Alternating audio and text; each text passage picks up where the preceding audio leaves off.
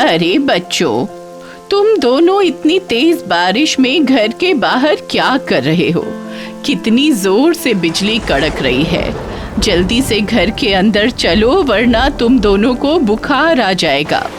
दादी माँ घर के बाहर खड़े होकर अपने दोनों पोतों को घर के अंदर चलने के लिए कह रही थी, लेकिन बच्चे तो बच्चे ही होते हैं। वो दोनों बच्चे गोलू और मोलू बारिश में खेल रहे थे और जोर जोर से नाच रहे थे। तुम दोनों ऐसे नहीं मानोगे गोलू मोलू। अब दादी माँ भी बारिश में आ गई और दोनों गोलू मोलू का हाथ पकड़कर घर के अंदर ले जाने लगती हैं। लेकिन तभी उनकी बहू नीतू वहां पर उन्हें देख लेती है और वो बहुत गुस्से में लाल हो जाती है। माँ जी, ये आप क्या कर रही हैं? मेरे बच्चों को बारिश में नहला रही हैं? मौसम इतना खराब है, उनकी तबीयत खराब हो गई तो? हाँ दादी, जबरदस्ती हम लोगों को यहाँ लेकर आई हैं। हम लोग तो आराम से पढ़ाई कर रहे थे।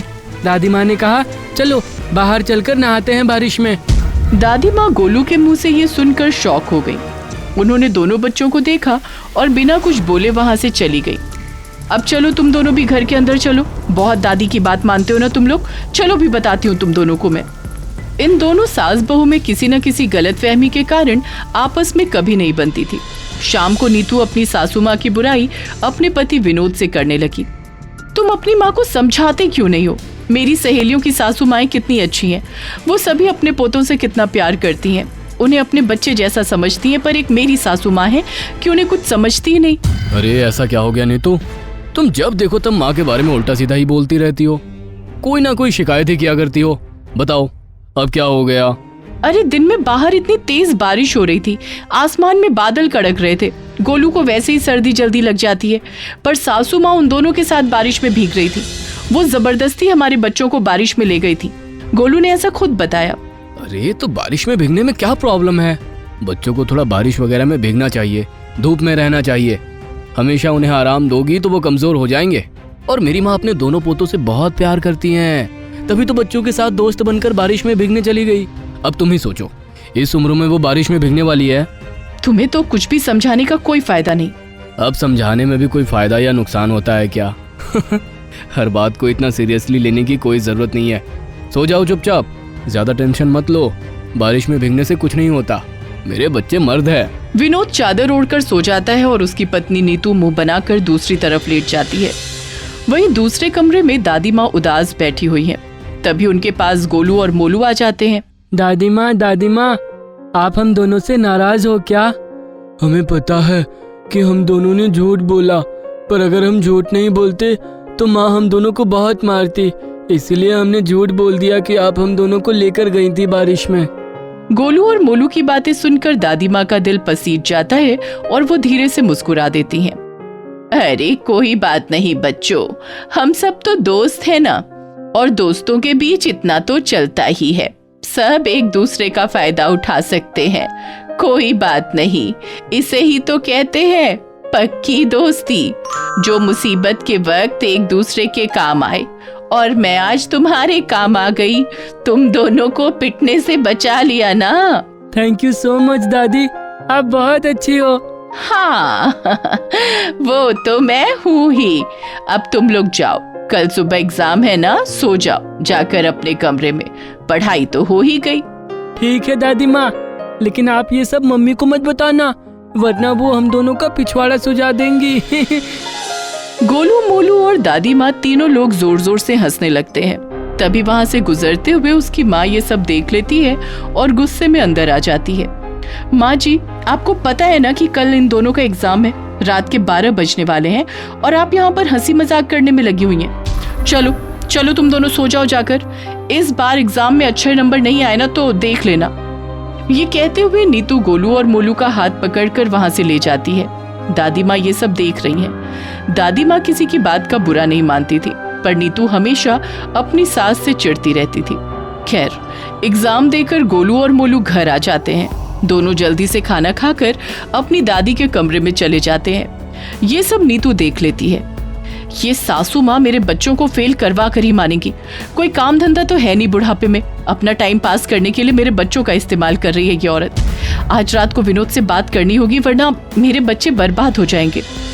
रात को जैसे ही उसका पति विनोद थका हारा घर आता है, वैसे ही वो उससे अपनी सास की हरकतें बताने लगती है। हाथ मुंह बाद में धोना, पहले जाओ अपनी अम्मा को समझाओ जाकर। अरे पहले सांस तो लेने दो, पहले मैं फ्रेश हो जाऊं, फिर तुम सब कुछ डिटेल में बताना। अब हटो सामने से। मैं नहीं हटने वाली, ज्यादा देर की तो बच्चे फेल समझो। विनोद नीतू की बात सुनकर हैरान हो गया। फिर उसने पूछा, अरे ऐसे कैसे फेल हो जाएंगे? शहर के सबसे अच्छे स्कूल में पढ़ाता हूँ अपने बच्चों को, फेल कैसे हो जाएंगे? तभी अचानक कमरे से दादी माँ और दोनों बच्चों के हंसने की आवाज आने लगती है। देखा, सुना, दिन भर यहाँ तक कि रात के 12-1 बजे तक सासू माँ हमारे बच्चों के साथ टाइम पास किया करती हैं। जब पढ़ेंगे ही नहीं तो पास कैसे होंगे? बुढ़ापे में किसी का टाइम पास तो हो नहीं पाता, इसलिए ये लोग बच्चों को शिकार बनाते हैं। पहली बार समझदारी वाली बात की है तुमने। और जब मैंने तुम्हें पसंद किया था वो समझदारी वाली बात नहीं थी क्या? अब टाइम ना वेस्ट करो और जाओ अपनी माँ को समझाओ। विनोद गुस्से में अपनी माँ के कमरे में चला जाता है। वहाँ पर बच्चों के साथ दादी माँ हंस खेल रही थी। विनोद को ये सब देखकर और गुस्सा आ जाता है। गोलू मोलू, जाओ चुपचाप अपने कमरे में पढ़ाई करो, जाओ। दोनों बच्चे वहाँ से चले जाते हैं। इधर विनोद आज ठान कर आया था कि वो बच्चों को उनसे अलग करके ही रहेगा, वरना गोलू मोलू फेल हो जाएंगे। पर उसे कोई तरीका समझ नहीं आ रहा था कि आखिर दादी को गोलू मोलू से कैसे दूर किया जाए। इसलिए वो बिना कुछ बोले ही वापस चला आया अपने कमरे में। बस हवा निकल गई ना। अरे मुझे उस वक्त समझ में नहीं आया कि क्या करूं। अम्मा को या बच्चों को समझाकर हम लोग पहले ही देख चुके हैं, उससे कोई फायदा नहीं हुआ। तभी नीतू के खुराफाती दिमाग में आइडिया आता है। मेरे पास एक तरीका है। हाँ तो जल्दी बताओ फिर। अम्मा बच्चों का सहारा सिर्फ इसलिए लेती हैं ताकि उनका टाइम पास हो सके। अब उन्हें अपने उम्र के दोस्त यार तो मिलते नहीं, इसीलिए हमारे बच्चे ही टारगेट बनते हैं उनके। इसीलिए अम्मा को वृद्धाश्रम छोड़ाओ, वहाँ पर सब उनकी ही उम्र के होंगे तो उनका मन लगा रहेगा, टाइम पास भी अच्छा होगा। बात तो सही है। विनोद अपनी पत्नी नीतू की बातों में आ जाता है और जब गोलू मोलू स्कूल चले जाते हैं तब उसी समय वो अपनी बूढ़ी माँ को वृद्धाश्रम छोड़ आता है। माँ बिना कुछ बोले वृद्धाश्रम चली जाती है। जब बच्चे घर आते हैं तो वो अपनी दादी को ढूंढते हैं, पर कहीं पर भी दादी दिखाई नहीं पड़ती। गोलू मोलू अपने माँ बाप के पास जाते हैं और दादी के बारे में पूछते हैं। बच्चों, तुम्हारी दादी अपनी पुरानी सहेलियों से मिलने गई हैं। पर कल हमारा आखिरी पेपर है पापा, उसके बाद हम बोर हो जाएंगे, किसके साथ खेलेंगे हम लोग? अरे अपनी मम्मी के साथ खेलना बच्चों। क्यों, पापा के साथ भी तो खेल सकते हैं ना। रहने दो, हमें किसी के साथ नहीं खेलना। बच्चे वहाँ से भागकर चले जाते हैं। बच्चों का आखिरी एग्जाम भी खत्म हो जाता है। उसके बाद दोनों को दादी की याद खूब सताती थी। विनोद अपने काम में व्यस्त रहता और उसकी माँ अपनी सहेलियों के साथ किटी पार्टी में। दादी को भी वृद्धाश्रम में अपने बहू बेटे और गोलू मोलू की याद सताती थी, पर क्या करें। खैर, समय बीतता रहा और जब गोलू मोलू का रिजल्ट आया तो दोनों फेल हो गए। नीतू और विनोद को स्कूल बुलाया गया। प्रिंसिपल ने कहा, ये दोनों केवल एक सब्जेक्ट में फेल हुए हैं। आप लोगों ने हर एग्जाम के पहले दोनों की तैयारी बहुत अच्छी कराई घर पर आखिरी पेपर में आप लोगों ने अपने बच्चों को कुछ नहीं पढ़ाया क्या? उन दोनों को कुछ समझ नहीं आया क्योंकि उन दोनों ने तो कभी अपने बच्चों को नहीं पढ़ाया। तभी गोलू सारी सच्चाई बताता है। पापा, आप लोग दादी के साथ बहुत गलत करते हो। दादी माँ ही हमें हंसा हंसा कर पढ़ाती थी, इसीलिए हमें तुरंत याद हो जाता था और पेपर में लिख देते थे। पर आखिरी पेपर की तैयारी के लिए दादी हमारे पास नहीं थी। गोलू की सारी बातें सुनकर विनोद और नीतू को अपनी गलती का एहसास हुआ। विनोद अपनी माँ को वृद्धाश्रम से वापस ले आता है और अब पूरा परिवार हंसी खुशी मिलजुल कर रहने लगता है। दोस्तों, कहानी से आपने क्या सीखा? कमेंट करके बताना जरूर। ऐसी ही कहानियां सुनने के लिए चैनल को सब्सक्राइब करके घंटी दबा लो। फिर मिलते हैं एक नई कहानी के साथ।